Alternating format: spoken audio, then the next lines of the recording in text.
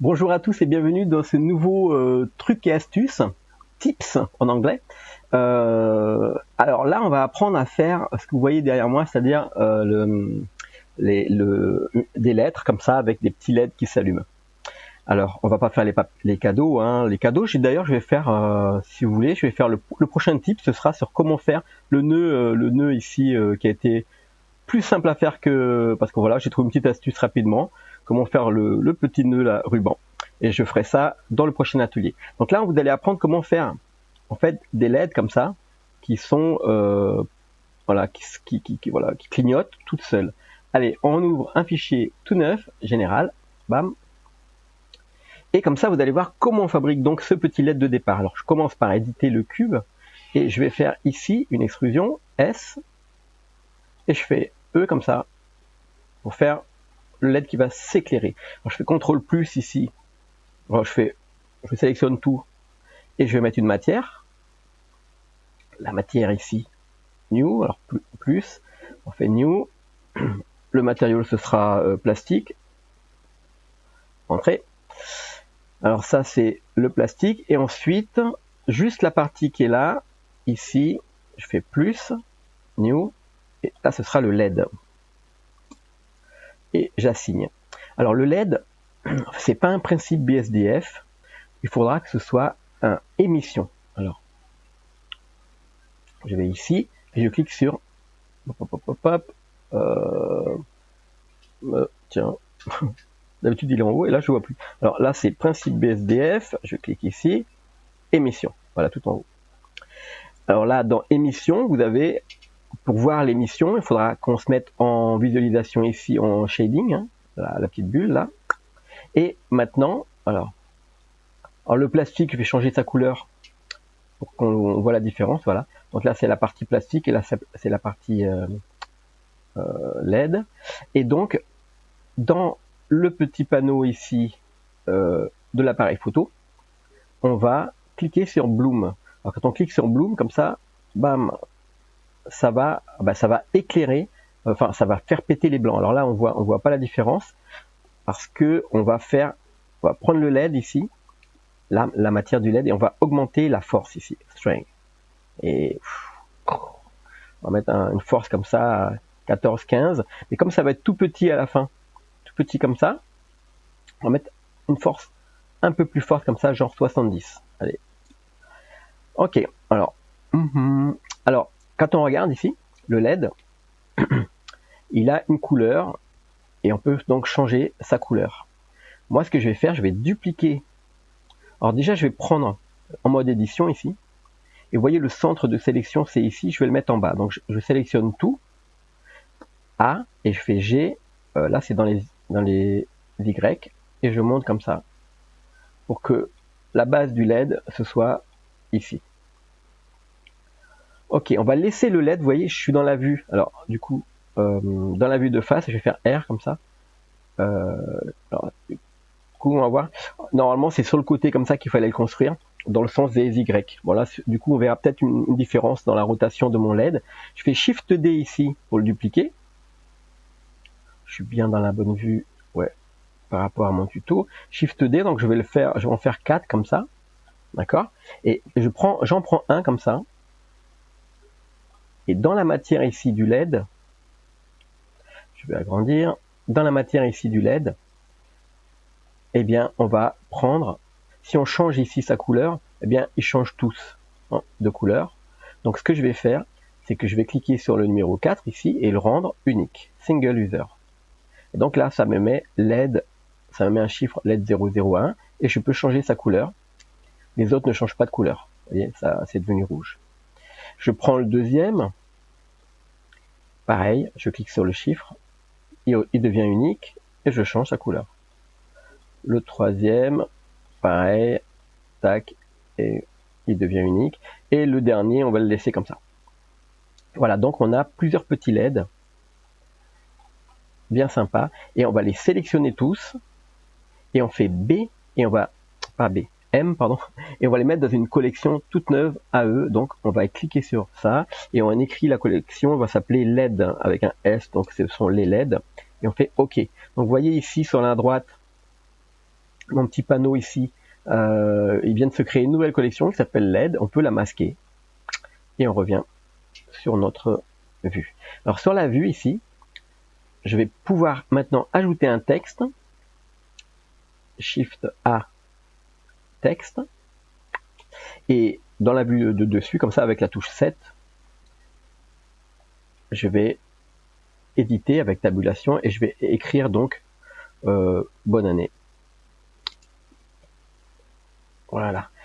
On peut changer la forme du texte en allant ici, dans le panneau ici. Du coup, maintenant, il y a écrit texte, vous voyez. Ici, donc là, je clique sur le petit panneau texte. Et là, on a le shape, si là, c'est la forme, le nombre de... pour lisser ou pas notre texte. Je sais pas si vous voyez ici, là, tac, tac, tac. Voilà, on va laisser comme ça. Et on a les fontes, les polices. Donc là, les polices, on va prendre ici le petit dossier, on va chercher notre police. Donc là, vous avez plein de polices de caractères normalement. Si vous les avez pas, eh bien, il faut que vous alliez visiter dans ma playlist qui s'appelle les bases de Blender, comment paramétrer Blender pour être plus productif. C'est comme ça que ça s'appelait au départ. Là, c'est comment paramétrer Blender, je crois. Et vous avez expliqué comment faire pour avoir les dossiers qui s'ouvrent, voilà, qui soient bien paramétrés. Là, je vais prendre une police de caractères comme celle-ci, par exemple, qui est jolie. Voilà. Et on va créer tout de suite une curve ici, curve, Bézier. Et là, je vais éditer. Alors, je vais agrandir déjà la curve et je vais l'éditer. Et je prends une poignée ici et je fais G pour faire un arc comme ça. Donc maintenant, si je vais de nouveau sur mon truc de caractère là, vous avez dans Font, ici tout en bas, il y a marqué Text on Curve. Vous cliquez et vous allez chercher la curve dans la vue 3D. Voilà. Maintenant, on va cacher cette partie-là qui ne nous sert pas. Donc, on peut faire H ou alors on crée une nouvelle collection qui s'appelle Rebut. Moi, je fais comme ça. Et je fais OK. Donc, cette nouvelle collection Rebut ici, là, je la rends invisible. OK, donc on a un texte. On va mettre un sol, comme ça, pour faire joli. GZ, que je vais mettre le sol, une matière du genre violet, rouge foncé, comme ça. OK. Et maintenant, on va faire apparaître les LED et ils vont clignoter. On va faire apparaître les LED là-dessus, sur notre bonne année. Alors, je vais d'abord dans Objet et on va transformer, convert tout, on va transformer en mesh. Donc, si maintenant j'édite mon objet, vous voyez, mon objet est un mesh. Je prends maintenant la sélection par vertex ici et je vais choisir des vertex au hasard. Je vais donc dans Select ici et je prends sélectionner random, select random. Donc là, vous voyez, il m'a sélectionné des vertex au hasard. Je mets 30%, ça dépend, voilà, quelques pourcentages. Et on fait CTRL G maintenant pour créer un groupe avec ces vertex. Donc CTRL G.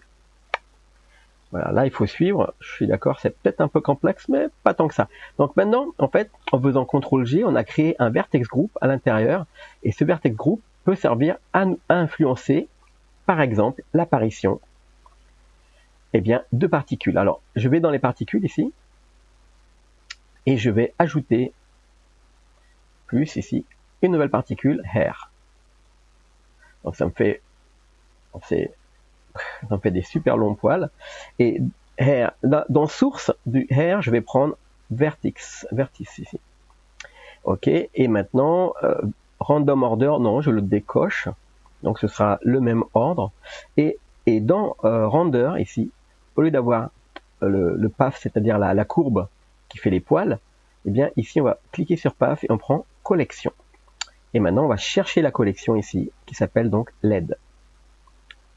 Et ça marche. Alors on va regarder. On va regarder de tout près. Alors voilà, là on a des milliers de LED. Alors il y en a peut-être trop. On va déjà diminuer le nombre. Mais surtout, alors on pourrait le laisser comme ça, hein, avec plein de LED. Mais surtout, alors quelques LED. Mais surtout ici tout en bas,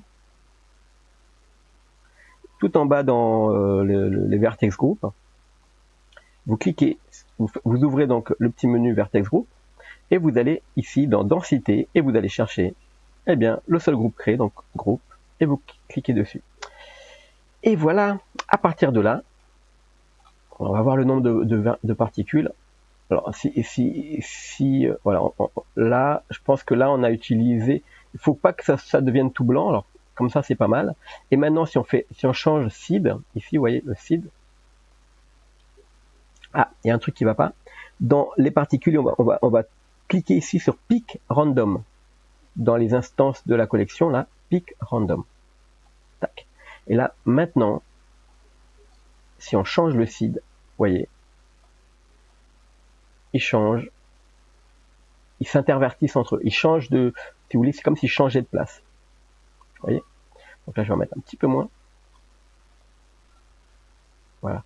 Alors, c'est magique, c'est génial. Donc là, je vais mettre un peu plus quand même. Voilà. Donc maintenant, si je passe en mode rendu et j'enlève ici, eh bien, on a déjà un truc sympa. Mais maintenant, on va les animer. Alors pour l'animer, on va prendre par exemple une centaine de frames.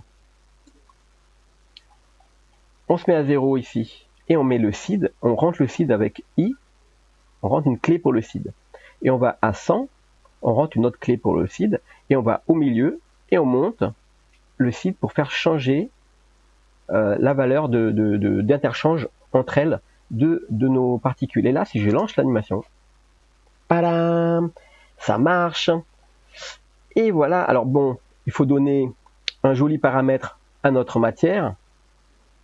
Je pense que là, il faut bien sûr faire de la déco. Il faut ajouter des petits paquets, des petits paquets cadeaux pour avoir un beau rendu et un beau pour souhaiter une bonne année à vos amis ou bon anniversaire. Et c'est très très rapide à faire. Voilà. J'espère que ce petit tip vous a plu et n'hésitez pas à vous abonner, à liker et bien sûr à partager à vos amis pour que bien tout le monde puisse se souhaiter la bonne année. Et voilà, j'espère que ça vous a plu. À la prochaine. Et oui, je vais faire les cadeaux, comment faire le papier cadeau et comment faire le petit nœud. Vous allez voir, on va dessiner et puis ça va se faire avec les curves. Allez, ciao tout le monde!